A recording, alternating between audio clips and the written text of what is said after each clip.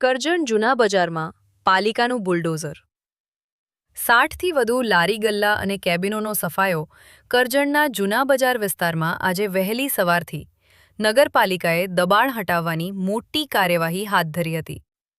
સ્વામી દ્વારથી અંબાજી માતા મંદિર સુધીના માર્ગ પર રોડ સાઇડમાં ઊભેલા લારી ગલ્લા, કેબિનો અને કાચી દુકાનોને દૂર કરવા માટે પાલિકાનું બુલડોઝર ફર્યું હતું।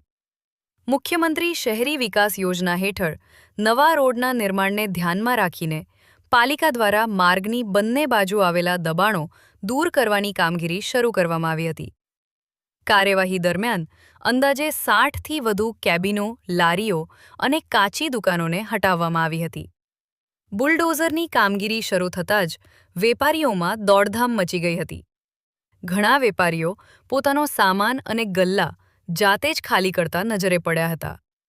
બીજી તરફ વેપારીઓમાં એવી ચર્ચા પણ ઉઠી હતી કે કોઈ પૂર્વજાણ, નોટિસ કે વૈકલ્પિક વ્યવસ્થા વગર કાર્યવાહી હાથ ધરવામાં આવી રહી છે। આ કાર્યવાહી બાદ અનેક નાના વેપારીઓ અને તેમના પરિવારોની રોજીરોટી પર પ્રશ્નચિહ્ન ઊભું થયું છે। શહેરના વિકાસ અને ગરીબ વેપારીઓના જીવન નિર્વાહ વચ્ચે સંતુલન કેવી રીતે જળવાશે તે હવે ચર્ચાનો વિષય બન્યો છે।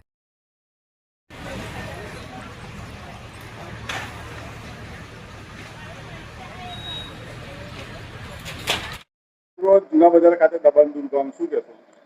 સરકારશ્રીની મુખ્યમંત્રી શહેરી સડક યોજના હેઠળ કરજણ નગરપાલિકા દ્વારા કુલ 8.11 કરોડના ખર્ચે જુદા જુદા 6 રોડનું વાઇડનિંગ અને સ્ટ્રેન્થનિંગ કામગીરીનો વર્કઆઉટ આપવામાં આવેલ છે। જેના ભાગરૂપે આજરોજ નેશનલ હાઈવે નંબર 48થી રાધાકૃષ્ણ મંદિર સુધી જૂના બજારમાં આવેલા તમામ લારી ગલ્લાના દબાણો જે અંદાજિત 60થી 65 લારી ગલ્લા દબાણો દૂર કરવામાં આવેલ છે।